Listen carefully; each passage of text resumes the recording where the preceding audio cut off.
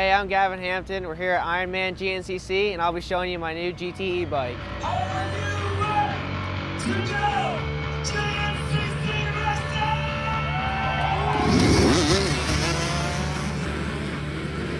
racing? The GNCC is one of the largest off-road racing series there is in the world. It's 3+ hours of gnarly woods racing. It's pretty crucial to have a bike like this to free-ride the course. The rules are you can't practice the course on your motorcycle or anything with the twist throttle.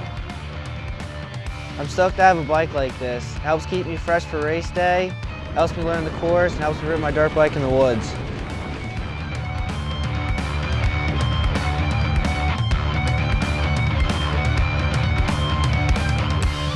So this is the GT eForce. It's their 50th anniversary edition, and we got a whole bunch of Deity parts on this I'm super stoked on.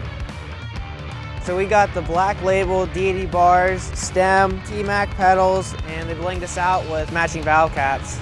These T-Mac pedals are sweet. They feel like they're clipped in. I've been on the Deity family ever since I could remember. These are first gen bars and I had them on my first mountain bike. Deity Components is all I've ever known. I've been riding GT bikes my whole life. I raced GT bikes my whole BMX career. I was lucky enough to get a couple state championships and a lot of Gold Cup top 3 finishes. What I like about the GT eForce is it saves me a lot of energy when I go do sight laps, and I can ride the course more times and see different lines. It's fast, it's pretty light for what an e-bike is, and I feel really comfortable on it. Yeah, the GT eForce also helps so I can ride the course at a pretty good pace.